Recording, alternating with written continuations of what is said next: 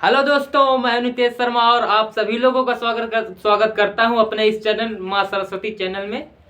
और आज हम लोग पढ़ेंगे वैद्युत क्षेत्र।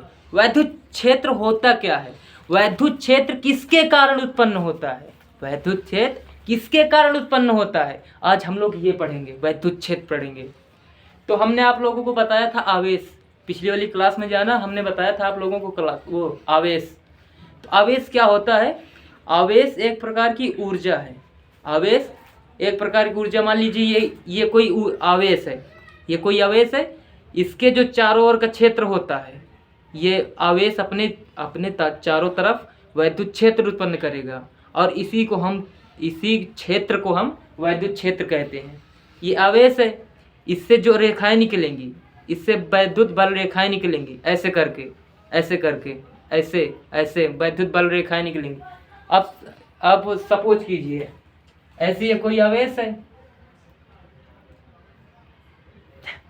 ये कोई क्यों आवेश है, और इससे जो धाराएं, इससे जो रेखाएं निकलती हैं, इससे जो रेखाएं निकलती हैं, इन्हें हम वैद्युत बल रेखाएं कहते हैं।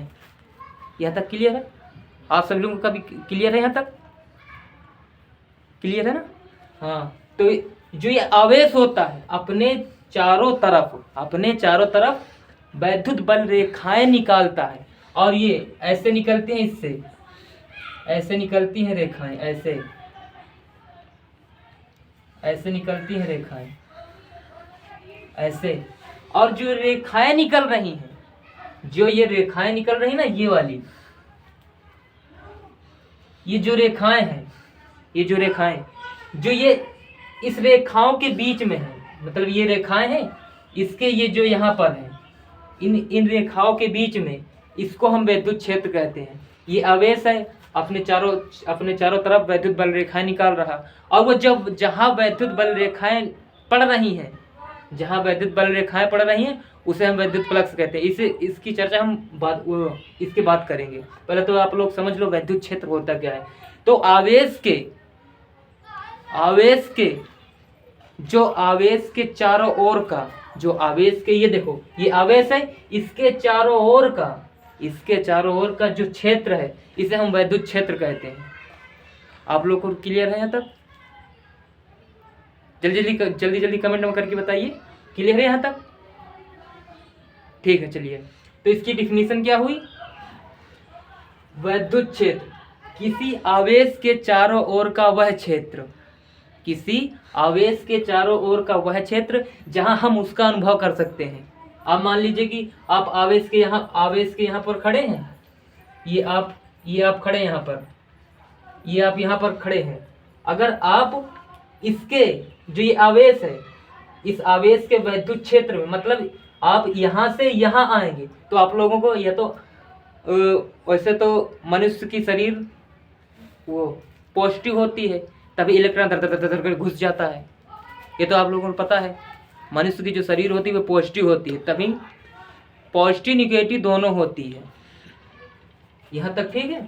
आप लोग तो समझ गए यहाँ तक। अगर आप यहाँ इसके क्षेत्र में जाएंगे, आपको या तो आकर्षित कर देगा, या तो प्रतिकर्षित, मतलब खींच लेगा अपनी तरफ। यहाँ तक क्लियर है? तो क्या वैद्युत क्षेत्र, किसी भी वैद्युत क्षेत्र, मतलब मान लीजिए कि वैद्युत क्षेत्र, तो इसकी डिफिनीशन हम देखते हैं कैसे है।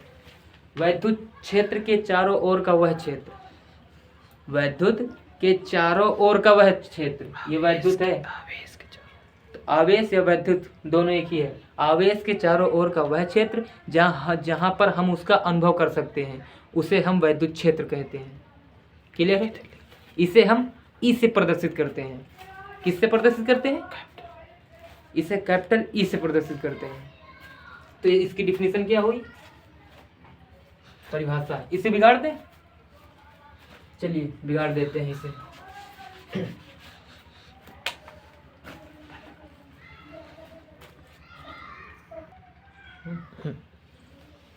इसकी डिफिनेशन क्या हुई?